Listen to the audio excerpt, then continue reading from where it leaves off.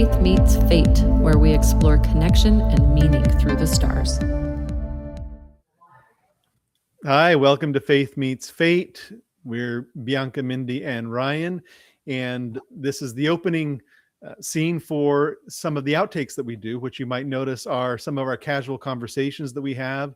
And when we have those casual conversations and happen to be recording them, we then will go ahead and add them as videos because, you know, a lot of our viewers like to, you know, track along with those conversations. So enjoy the scene ahead. Mindy, Bianca, do you have anything to add to that? No, jump That's in. great. Welcome. Okay. All right. See you in a minute. Gambling. It was just gambling. Because in order to actually turn it into money into your bank account, you have to take their little free sweeps coins and play them. And so You weren't really gambling because you got it for free. Yeah, but still. It's a casino and you're still like playing games. It was just like the psychological component of it. Mm-hmm. Yeah. You're, you know, like you do, it is a weird experience to risk and to get caught in a loop of hope. Right. And so so we were trained. I had a little program that trained me how to do it. And so we were told, here's what you write on the letters. Here's how you submit them. You will have to wait for many months before they actually credit your account. So you have this weird long commitment. You have to pay for the stamps and everything. So it was money out of pocket for a few months before it actually started paying back. So then once you get the sweeps coins in your account, you have to play them through. So they teach you how to play them through at the lowest risk. But people would play around and they would risk a lot more and make a lot more. And so everybody's psychology got involved. And you'd be like, oh, instead of playing at the 20-cent level, I'm going to pay at the dollar level. Right. Because that's where you make more, but you lose so fast. Right. You know? So that's how gambling goes. I know. So I would sit and do it with Gideon. Let's go all in. He was the conservative one. I'm the risk taker. So my little 11-year-old's like, Mom, don't bring it up. Don't do higher amounts, you know? And I'd be like, oh, you're risking my entire Pokemon collection. Don't do it, Mom. But it was awesome. It was really fun. So yeah, I had all the earnings for all my astrology journey paid for. That's fantastic. Yeah. I would do it by the beach. I would do it in my bed when I was sick. I would do it in the car when we were doing road trips. Yeah. So, but so what was the psychological thing that was going on for you? Is like against gambling? Like what were you what kind of like, I mean, let's just call it out what it is. What kind of like Mormon isms were you loaded with around gambling? Honestly, and unfortunately, I think this probably applies to so many things. Mm-hmm. I don't know that there was a lot to back it. It just was a no-no. It was, I feel like as a matter of fact, I was just saying this to my husband yesterday. One of these days, it's kind of been a joke forever that one day over general conference pulpit, they're going to make coffee okay, right? Like that's been a joke for decades. And yet there's this sense of like, why is it not? There's nowhere where it's actually said no to coffee, right? And I would say similar to gambling. I don't know where it was said. I don't know where there's an actual, but like, I think it's probably maybe not doctrinally, but like, would people would your social circle, would your family be like opposed to was it discussed? It was kind of like brought up, oh, you shouldn't gamble. Like, yeah, for sure. Even like just casually. Yeah, I feel like it was, like zeitgeist, it would be similar to drinking. It just falls in the same category as addiction, potential loss, right? Like if you become a drinker, obviously you're going to become abusive and lose all your money, right? Like that's a given. In my psychology, that's what it was. Right? And if you gamble, you're risking your family's life away.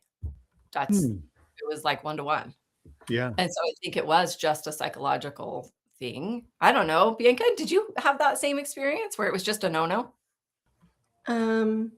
Yeah, I think that was definitely it was a no-no. We wouldn't gamble. Like we were taught not to gamble, and I really don't know where it said in the Bible like around that. So Yeah, I don't know. I felt like it was just a, it just became a thing that people don't Right. do, and if you did, it's a sin somehow.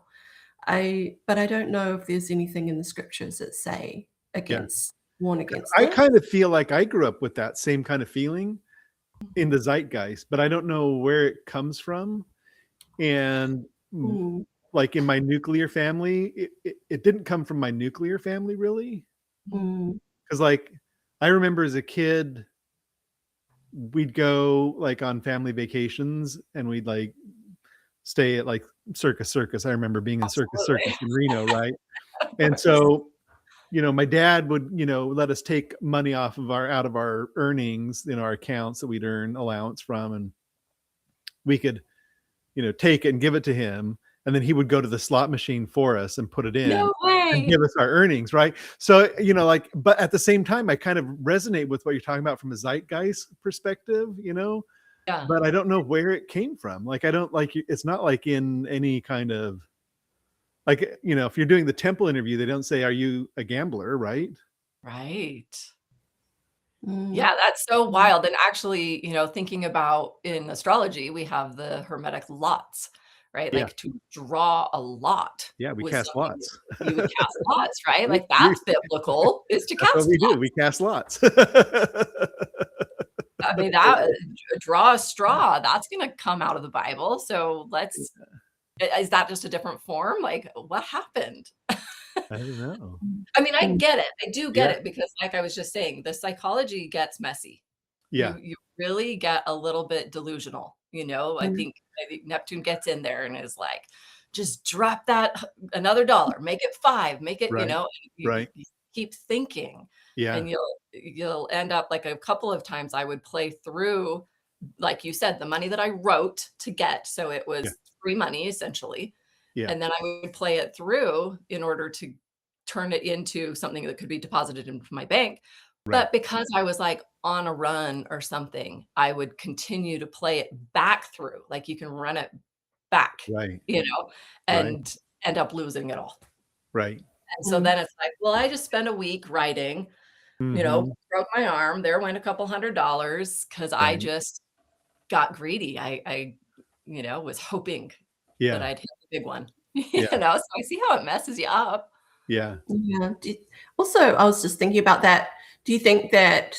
Well, here's one take that I was thinking was um, the whole gambling thing is like how to make a quick buck, right? How to gain quick, like how to make quick financial gains, and there could be like this, I guess, excessive attachment to trying to create wealth and like therefore fostering this thing of like greed. Like that's one thing that I remember just kind of Mhm. having being not really being taught in church, but speaking about gambling in a way that it's like, it's like greed and you're focused on money and you know Mm. yeah, and trying to bypass all the hard work and labor that is required for a sustainable, I don't know, an actual, um, what is it, financial, for actual financial stability. Yeah. Yeah. But it is funny, those things that you're saying, I have multiple things, popcorning in my head of and I can speak to this because 'cause I've done network marketing forever, and my dad did it, like, that was part of our story, was to Yeah. try businesses, entrepreneurship, multi-level marketing, and hello, what's the capital of that? Salt Lake City, Mm. Utah, this is where we do get rich quick schemes, like, that is what we do, you know? Mhm. But then at the same time, you've got, the work ethic. Yeah. We are the beehive state. We Yeah. have, hands down, I think the LDS culture has a beautiful work ethic. Yeah. I Mhm. love that. I would love my kids to have that be a part of their character, you know? Yeah. Mhm. Mhm. So I can see how what you're saying, there's some of that really makes sense. There is. It's funny you say that about MLM in Utah, because I'm actually, one of my research projects that I've been working on, like one of my million side projects, is researching the connection between the explosion and the development of multi-level marketing as an industry and Utah and the Mormon culture. And it's they're actually they're intrinsically entwined. Actually, there's a lot of deep connections. So that's interesting. But I was also kind of like thinking, reflecting that, this anti-gambling thing, it might be beyond, just Mormonism, right? It might be more of a Puritan kind of ethic, because thinking about it, like when I was a kid in California and the lotto came out, right? There was this whole kind of like discussion around, should we do the lotto? Is it okay to do the lotto? And it was more than just Mormons, right? It was like the collective population had to approve of the lotto happening. And the whole thing was, oh yeah, the lotto is going to fund our education system because our tax dollars can't do it anymore, right? Which I think it does give a lot of money to education, but it's kind of like interesting that, that's what it took to to get it over the line. And, then all the tribal casinos that have started to come into play. But I think it is a little bit more broader reach than just Mormonism, because I don't think within the doctrine of Mormonism itself, it has anything specific about gambling. Right. It's just more of the zeitgeist culture of like, people look at you side-eyed if you do it, right? Well, and don't you feel like it's just so clearly mingled together with drinking and dark rooms and smoking and scantily clad women, and and maybe that's partially the Vegas scene, like how many times did I walk through casinos, because my dad did business out of Vegas, so we would often take vacations there, right? And we would stay at Circus. I mean, you got to go get the buffet, right? Like, right. Blinders on. Buffets and teenagers are like. No, but it was like stinky and it was loud and it just felt corrupt. It felt like a dark place. And so I guess that's. Were you attracted to that? No, not at all. No, are you being honest? There wasn't a part of you that was like, oh, I wonder what's over there, what that's about? No. Wow. Okay. I feel like that sounds like Jupiter probing Saturn right now. Saturn's like, no, they're over there, I'm over here. You're a 10. My double-bodied angles would always get the best of me. I'm like, oh yeah, don't do that. But what is it like? Oh, don't do that. What is it like? No, I was like, just don't look. Stay clean, stay pure, don't look. It's steep. They're loud, the colors, it's like abrasive. My don't look went like this.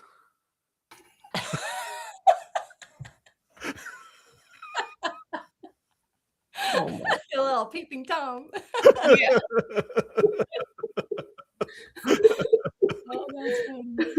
Well, and then you move the whole topic into some of the other things like cryptocurrency or stocks, and watch the ticker tape. I don't know, like there's so many other ways that it actually plays out in a more ethical way or something, right? So we're definitely speaking out of both sides of our mouth in the culture, regardless of religion, like you said, right? And totally. That's been just something for me to feel into as I've tried some of the crypto stuff and realizing that, oh, wait a second, when I win, somebody else is losing. Like that. So I mean, it's not like when we're dealing with economies like that, it's not exactly that way, because like it kind of is. It's kind of like, oh, if I win this trade, somebody else is on the losing side, but not really, because the weird thing about finances is like, if you were to like like you can be on the buying side and somebody else can be on the selling side, and you can both make money. Actually, it's weird in finances because people like, there's a lot of people that sell things that they don't own, and you buying things that you don't like. It's this weird swap that like it's not exactly one-to-one, which is why like inflation and deflation have such a big impact, because like sometimes it's just like the process of like doing things like that just creates money out of thin air. Right. Like it's just like poof, like creates it magically, and then when it vanishes, it like vanishes magically. Nobody gets it or nobody loses it. It's just like gone. It's weird, Yeah, but that inflation deflation, I mean, this is another little like tangent, but man, what a mess. You just start throwing zeros on the end, making up money. Right. And yet that's not really helping our kids, Right. their paychecks are not matching the requirements, and everything is increasing in price simply because everything else is, not because they actually need it to, whatever. Like, so the economy, the current, when you think of the word currency, like a currency, a current of money, the in and the out. So I think like you're saying with trading and different things, it keeps it alive. It keeps things moving, and we want that in an economy. Yeah. But the ups and downs are a little difficult to navigate. Yeah. Bianca, do you guys in New Zealand, you guys have a lot of, do you have gambling there? Is it legal and people do it? Yeah. We've got the lotto. You got the lotto. You're like, yeah. we got the lotto. I think we've got like it's jackpotted because nobody's won it over the past few weeks, and it's gotten up to 25 million, I think. Wow. And I think it gets drawn. It may have gone drawn last night.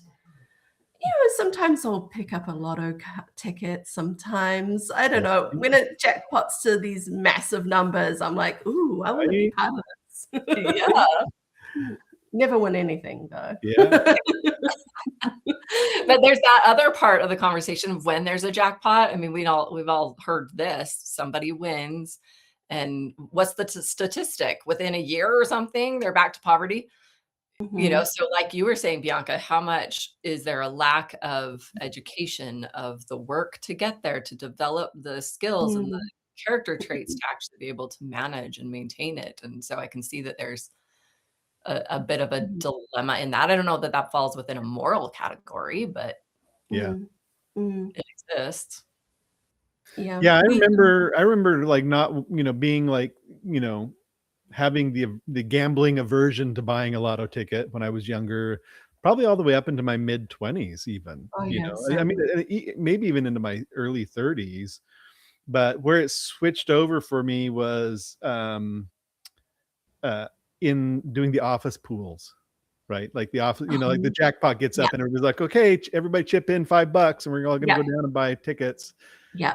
And that kind of like was like I can buy a lotto ticket every once in a while. And I haven't bought one for a long time, maybe a year or more, but every once in a while if it gets above and I'm thinking, oh yeah, let me just buy one, just buying it, like buying a little piece of hope that is probably going to get destroyed soon, but a little piece of hope feels good for a moment. Isn't that one of those topics that Horary is a little like, just don't do it. Don't play in using Horary. I don't know if that's Frawley or if that's just Adam.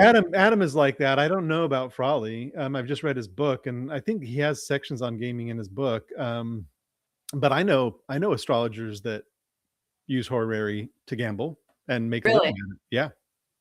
Oh, okay. How do they do it? What is the process?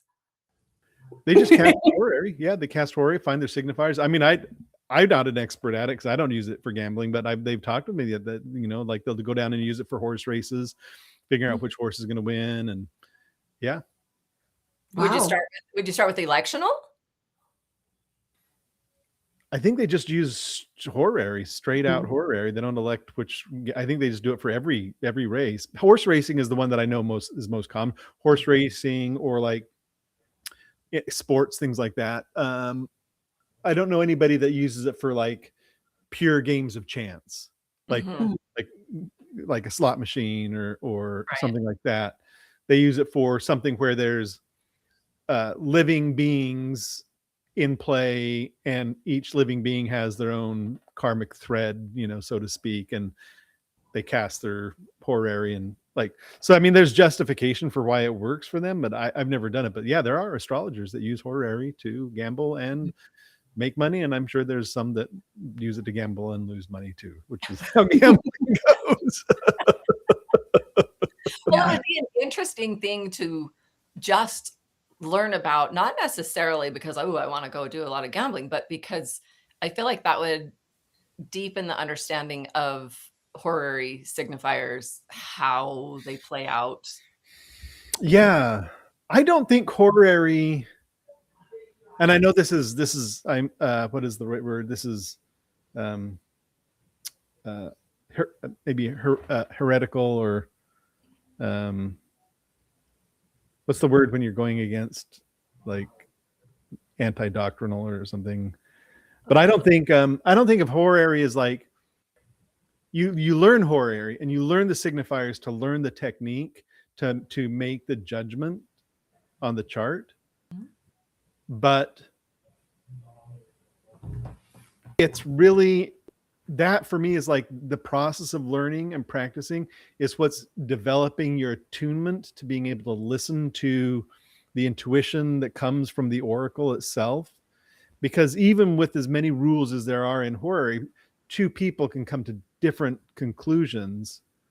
And I think it's really about how attuned you are as a human to the larger morphic field of, what's going on in the universe, and, resonating with that, so that you're able to, whether it's a horary and, answer the question, or, if somebody's coming for any kind of reading, like really the studying of the symbols is more about, developing your own innate abilities to navigate the moment. Mm-hmm. Right.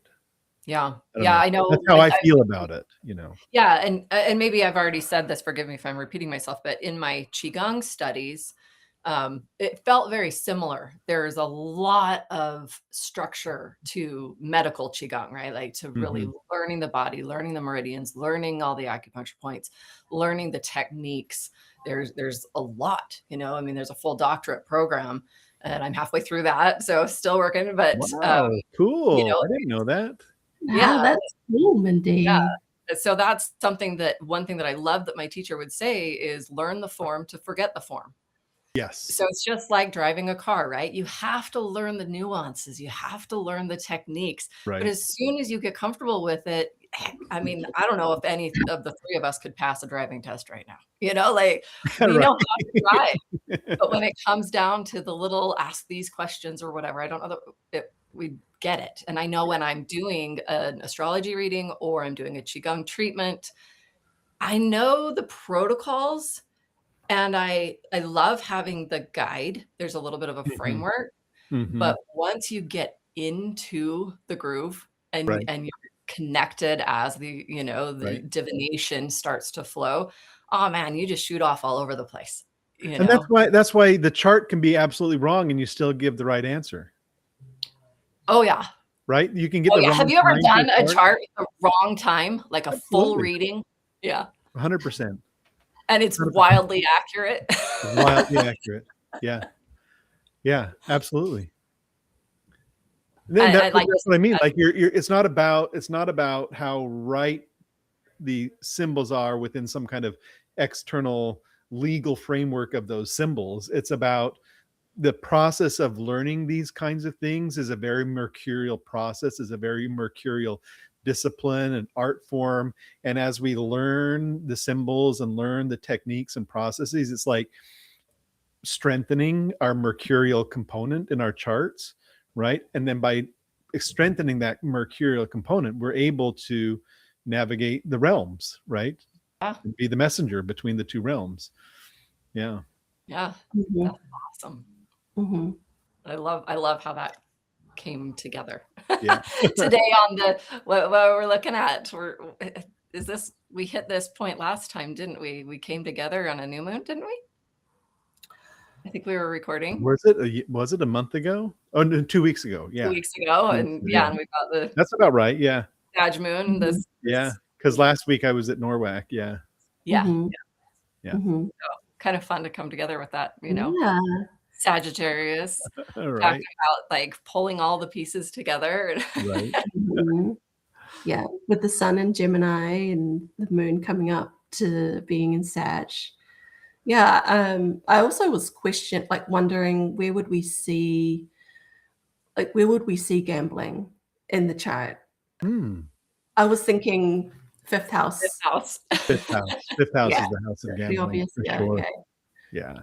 But yeah, I was thinking more like, okay, fifth house, but what? Because I know, Mindy, you're like Neptune, like just gonna put in $1, I'm gonna put in $5. And so I was like, oh yeah, Neptune. But do you guys have any other ideas as to like what you'd see in a chart for someone who's gambling? And I liken this question to someone where it's like, in the Nightlight curriculum in year 1, Adam plays that game, like, where do you see it in the chart? Yeah. And yeah, and it's almost like, where do you see a gambling addiction in the chart? Yeah. Well, Yeah. addiction, I mean, again, the question is going to be specific. A gambling addiction is going to Yeah. be different than just a Yeah. little bit of pleasure. Gambling is like the fun and the pleasure and the dopamine that comes from it. That's like in the fifth house. Then the addiction is a 12th house. House. Right. And so how do we see the 12th house and the fifth house coming together, either by planets that are in those houses or the rulers of those houses or the rulers to planets within the houses? The moon is also a strong player in those kinds of things. So, if the moon is making connection between planets, that is in some way translating the light between them in some form, or some way activating, the signifiers collectively. You can see, yeah. But again, not having it be so specific as much as so holding both together always, split screen, what are kind of the basic mechanical pieces, but I could see going into a chart and not having it match perfectly, seeing something happen in the 8th house, some Totally. karmic other, like resources, Right. leaving yourself. Right. Like what if they're gambling their inheritance, right? That'd be an 8th house kind of thing, right? So it's like, you have to look at the whole picture, and that's where it kind of goes to your intuitive read of the field of the planets in the chart. Yeah, I love that. Yeah. Well, that's awesome. That's a fun exploration. That was a fun exploration. Should we wrap up our little outtake here and go over to our main recording? Is that okay? Should I outro this? Okay, I'm going to outro this.